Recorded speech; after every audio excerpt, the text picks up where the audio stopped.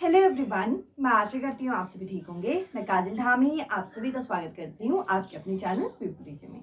जैसे कि आप सभी को पता है कि केवीएस परीक्षा आप काफ़ी ज़्यादा पास आ गई है और कहीं ना कहीं आप लोगों की जो तैयारी है वो भी अच्छी खासी चल रही होगी। अब देखिए, जब आप यहाँ पे तैयारी कर रहे हैं तो आप लोगों के माइंड में एक सवाल आ रहा है जो कि मॉक टेस्ट से संबंधित है कि जो हम केवीएस परीक्षा के लिए मॉक टेस्ट दे रहे हैं उनका स्कोर जो है आप लोगों के सिलेक्शन में कितना मैटर करता है। और साथ ही साथ कई सारे कैंडिडेट तो यहाँ पे जो मॉक टेस्ट का आपका स्कोर होता है उसको देख के यहाँ पे डीमोटिवेट हो जाते हैं कि हम यहाँ पे मॉक टेस्ट दे रहे हैं बट ये जो स्कोर है वो इंक्रीज ही नहीं हो रहा, हमें क्या करना चाहिए। अब देखिए, जब भी आप कभी मॉक टेस्ट दें, चाहे आपकी तैयारी हो रखी हो चाहे आपकी तैयारी नहीं हो रखी, मॉक टेस्ट का मतलब ये नहीं होता कि आपने टेस्ट दिया, स्कोर लिया और उसे बंद कर दिया। अगर आप कोई भी मॉक टेस्ट लगाते हैं किसी भी कॉम्पिटेटिव एग्जाम के लिए तो इसके बाद एक इंपॉर्टेंट फैक्टर इसका होता है एनालिसिस, यानी कि आपको अपने पेपर का विश्लेषण करना है कि आपके कौन कौन से क्वेश्चन आपके रॉन्ग गए।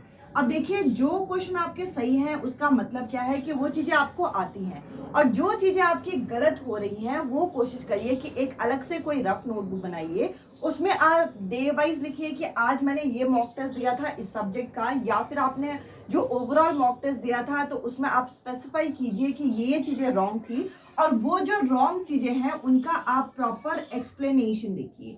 अगर आप एक्सप्लेनेशन को देखते हैं और आपको पता चलता है कि हाँ, अगर ये कॉन्सेप्ट से क्वेश्चन आया तो हमें ये यहाँ पे आंसर देना है, तो इस तरीके से आपको नई नई चीजें सीखने को मिलेंगी। बट अगर आपने कोई मॉक टेस्ट दिया और लगातार आप मॉक टेस्ट दे रहे हैं और आपका स्कोर इंक्रीज ही नहीं हो रहा, तो देखिए इसका एक रीजन आपका कॉन्सेप्ट भी हो सकता है कि कॉन्सेप्ट पे पकड़ अभी बनाना बाकी है।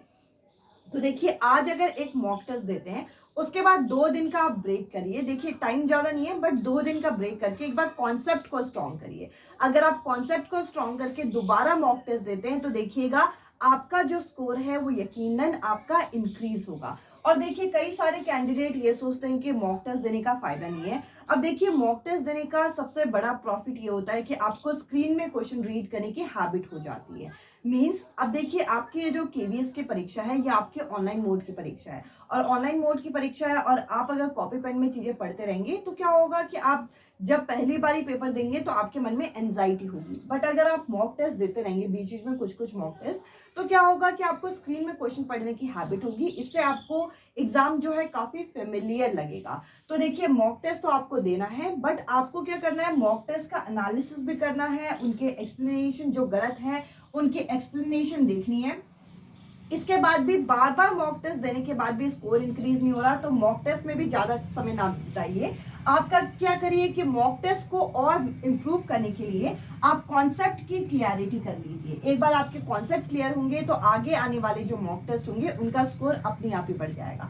आई होप जो मॉक टेस्ट से रिलेटेड आप लोगों का डाउट है कि मॉक टेस्ट हमें किस तरीके से देना चाहिए, मॉक टेस्ट देना चाहिए या नहीं देना चाहिए, अगर मॉक टेस्ट में स्कोर इंक्रीज ही नहीं हो रहा तो क्या डिमोटिवेट होना चाहिए। देखिए, डिमोटिवेशन का कोई भी फैक्टर नहीं है, आपको यहाँ पे मोटिवेट खुद ही को रखना है। और अगर मॉक टेस्ट में स्कोर इंक्रीज नहीं हो रहा तो सबसे मेन उसका रीजन क्या हो सकता है, कॉन्सेप्ट, या फिर आप जिस समय मॉक टेस्ट दे रहे हो तो आसपास इतना शोर शराबा हो या फिर आप प्रॉपर टाइम ही ना दे पाए, तो इस वजह से भी मॉक टेस्ट में स्कोर ऊपर नीचे हो जाता है। तो देखिए, मॉक टेस्ट को लेकर आप डिमोटिवेट मत रहिए, पर मॉक टेस्ट को स्किप भी नहीं करना है। आपको इन सभी बातों का अपना ध्यान रखना है जब आप प्रिपरेशन कर रहे हो।